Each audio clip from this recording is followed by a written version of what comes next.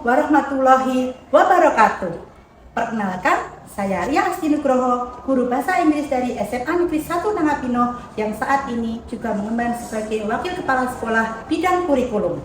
Sebagai Wakil Kepala Sekolah Bidang Kurikulum, saya mengambil peran sebagai koordinator kegiatan proyek penguatan pelajar Pancasila sebagai implementasi kurikulum merdeka yang sudah dilaksanakan di sekolah saya selama 2 tahun terakhir ini.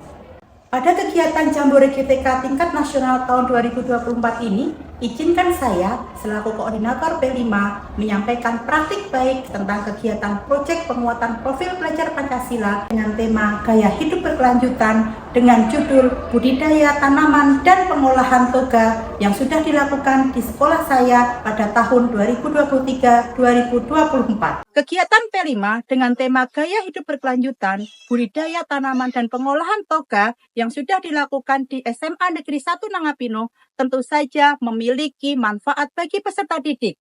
Mereka diharapkan bisa mengembangkan dimensi gotong royong, kemandirian, dan juga kreatif. Berikut paparan kegiatan P5 yang sudah dilakukan di Satuan Pendidikan SMA Negeri 1 Nangapino. Pemilihan tema P5 ini adalah masih adanya lahan kosong di sekolah. Selain itu, banyak peserta didik yang sudah tidak mengenal lagi jenis tanaman obat keluarga ternyata memiliki banyak manfaat. Tantangannya dihadapi di era digital bahwa peserta didik lebih senang berkegiatan yang berhubungan dengan pemanfaatan teknologi daripada kegiatan budidaya lahan hijau. Aksi awal yang saya lakukan selaku koordinator, saya tentu saja berkoordinasi dengan kepala sekolah untuk melaksanakan kegiatan P5 ini bersama rekan sejawat saya. Selanjutnya saya melakukan koordinasi dengan kawan-kawan fasilitator P5, menyampaikan analisis kebutuhan untuk identifikasi dan penentuan tema P5 menjadi agenda saya berkoordinasi dengan kepala sekolah. Dan juga diimplementasikan di sekolah kita. Jadi saya di sini mohon tanggapan Pak Anto satu pimpinan, kira-kira seperti apa nanti alur ke depannya. Supaya antara koordinator dengan para pelaksana telaah modul yang nanti akan memilih sebuah tema yang cocok untuk sekolah kita itu dapat berjalan secara seimbang. Selamat pagi Bapak Ibu. Tahap selanjutnya adalah saya mengumpulkan rekan-rekan pengajar P5 untuk melakukan analisis kebutuhan, identifikasi, dan penentuan tema P5. Kegiatan P5 kita ini kita harus menentukan tema. Bagaimana kalau kita mencoba untuk mengembangkan potensi yang ada saat ini berupa tanaman yang mungkin toga atau yang lainnya yang bisa kita terapkan di sekolah kita ya.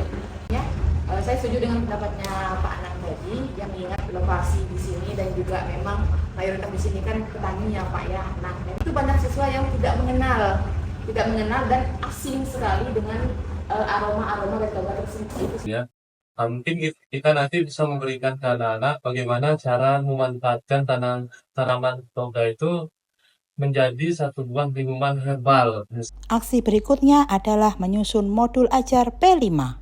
Selanjutnya adalah sosialisasi kegiatan P5 kepada orang tua murid dan peserta Siap didik. semuanya menjadi profil pelajar Pancasila? Untuk memberikan pemahaman materi yang baik pada peserta didik, maka narasumber didatangkan dalam kegiatan workshop. Pelaksanaan pembelajaran P5 diawali dengan observasi langsung oleh peserta didik kepada narasumber yang memiliki lahan budidaya tanaman toga. Baik, di sini saya sudah dengan narasumber pertama dengan Ibu siapa? Ibu Ika. Oke, baik Bu.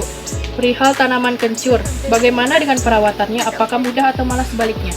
Untuk tanaman kencur boleh dikatakan mudah. Alasannya mengapa tuh Bu? Karena yang pertama dari media tanamnya dia juga tidak cerewet, pakai tanah bakar, sekam tomel, dikasih pupuk sedikit, sudah.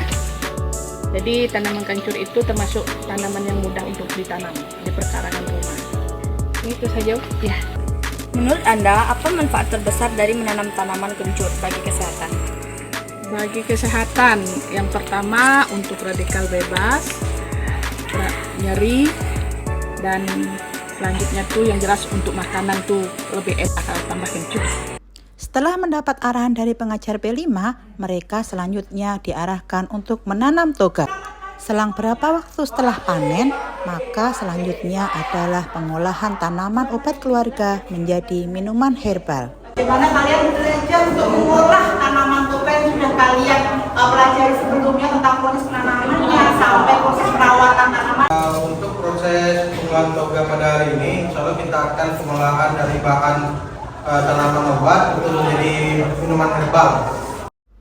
Selaku koordinator, tentu saja saya harus memastikan bahwa kegiatan pengolahan tanaman obat keluarga menjadi minuman herbal berjalan dengan baik dan lancar.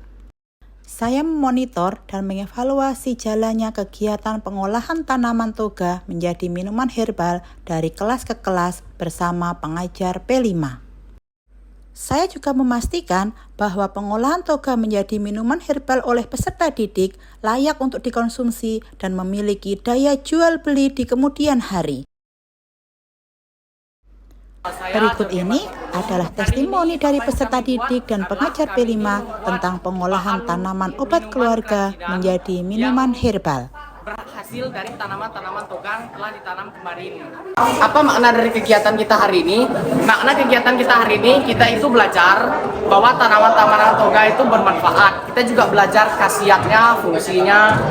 Kemudian kita belajar juga mengolah, memasak minuman-minuman sehat. Halo semuanya, perkenalkan nama saya Franciscus Andut. Pada hari ini kegiatan kami adalah untuk tahap pengolahan di P5 ini dengan tema gaya hidup berkelanjutan, di mana judul ini yang kami ambil adalah pengelolaan tanaman toga menjadi minuman herbal, dan ini adalah program P5 berkelanjutan yang dimulai di kelas 10. Kita lanjut pada tahap pengolahan tanaman herbal. Jadi tujuan ini adalah untuk memperkenalkan minuman-minuman tradisional yang ada di Indonesia secara umum, ya, khususnya minuman jamu atau olahan-olahan obat yang berasal dari tanaman herbal atau toga.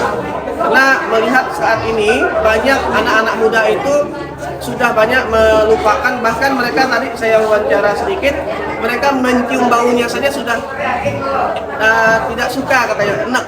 Ya, jadi kita memperkenalkan, ya, mencoba untuk mengolah kembali, dan tujuannya adalah supaya kedepannya siswa-siswa kita juga paham dan dapat membuatnya minimal untuk keluarga mereka nanti. Selanjutnya adalah tahapan akhir, yaitu refleksi.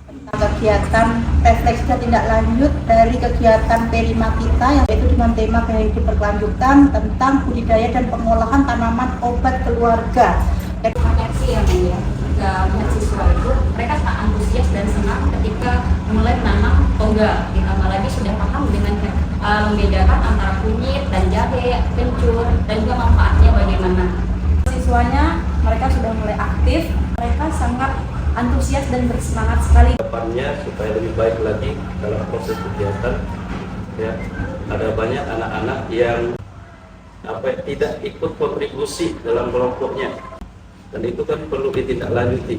Baik, terima kasih atas penyampaian dan tindak dari Bapak Ibu guru pengajar P5 semuanya. Sekiranya nanti refleksi ini akan menjadi hal untuk kita tindak lanjuti. Setelah seluruh rangkaian alur P5 selesai, saya melakukan diseminasi praktik baik di lingkungan komunitas belajar SMA Negeri 1 Nangapino ataupun di luar lingkungan komunitas belajar di sekitar sekolah. Implementasi kurikulum merdeka tentang kegiatan P5 tentu saja memiliki dampak positif bagi peserta didik. Demikian pemaparan praktik baik dari saya dari SMA Negeri 1 Nangapino. Salam bahagia, Bapak Ibu guru hebat.